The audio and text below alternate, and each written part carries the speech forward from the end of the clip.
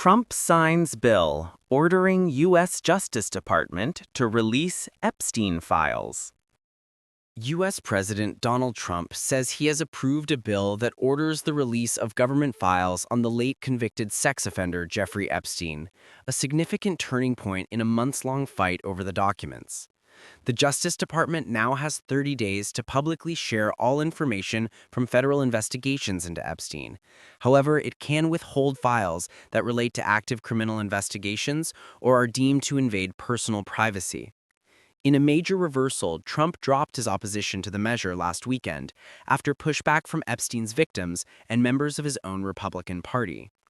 With his support, the resolution overwhelmingly cleared both chambers of Congress. Until recently, Trump had dismissed the need to release the documents, calling it a Democrat-led hoax to deflect attention away from his party's work. That position was itself a change from the stance he took ahead of the 2024 election. Quote, "Perhaps the truth about these Democrats and their associations with Jeffrey Epstein will soon be revealed because I have just signed the bill to release the Epstein files," he wrote.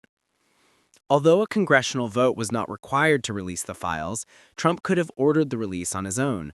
Lawmakers in the House passed the legislation with a 427-1 vote. The Senate gave unanimous consent to pass it upon its arrival, sending the bill to Trump for his signature. The lone vote against the resolution in the House, the lower chamber, was cast by Louisiana Republican Clay Higgins, who objected to the scope of information that could be released. He said it could reveal and threaten thousands of innocent people who may have talked to investigators about allegations against Epstein. Under the law now signed by Trump, Attorney General Pam Bondi must release the documents within 30 days. The files subject to release are from criminal investigations into Epstein, including transcripts of interviews with victims and witnesses, and items seized in raids of his properties. Those materials include internal Justice Department communications, flight logs, and people and entities connected to the late financier. But there are exceptions. The resolution allows the Justice Department to withhold any documents related to criminal investigations. After the estate documents were released last week, Trump said he would ask Bondi to investigate Epstein's ties to people who had apparently communicated with him. Bondi promptly said the Justice Department will pursue this with urgency and integrity. One of the architects of the bill, Republican Congressman Thomas Massie, said he had worries that the move would lead to some federal files being withheld. Quote, "I'm concerned that he's opening a flurry of investigations, and I believe they may be trying to use those investigations as a predicate for not releasing the files. That's my concern." Bondi can also withhold information that may identify victims, leading many to speculate that parts of the files will be redacted, although it remains unclear how heavy the redacting could be. Trump had promised during his 2024 presidential campaign to make the files public, and early in the year, his administration released thousands of pages of documents from the Epstein investigation, mostly flight logs. While Trump said more documents were coming, Bondi later announced in July there would be no further releases. That prompted lawmakers from both parties to introduce the resolution compelling the files release. One of the resolution's key proponents was Republican Representative Marjorie Taylor Greene, one of Trump's fiercest political allies. She has publicly fought with Trump in recent weeks as the U.S. president maintained his opposition to the resolution up to a few days before the vote. After the resolution passed, Greene posted to say that she would read the name of any powerful person implicated in any released files aloud on the House floor.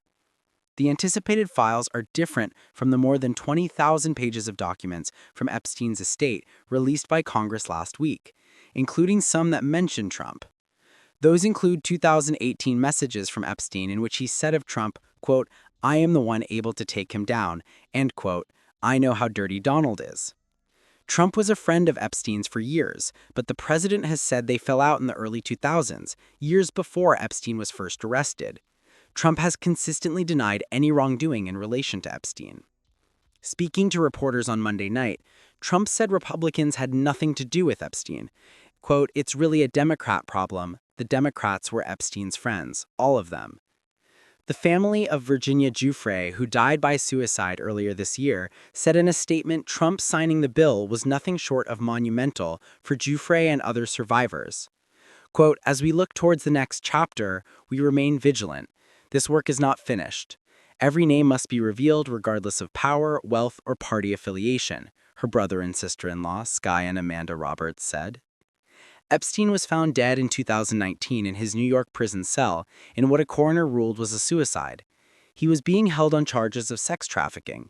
He had previously been convicted of soliciting prostitution from a minor in 2008. The once high-flying financier had ties with a number of high-profile figures, including Andrew Mountbatten Windsor, the brother of King Charles and former prince, Trump's former advisor Stephen Bannon, and a cast of other characters from the world of media, politics, and entertainment. On Wednesday, former Harvard president Larry Summers took a leave from teaching at the university while the school investigated his links to Epstein, revealed in a series of chummy email exchanges.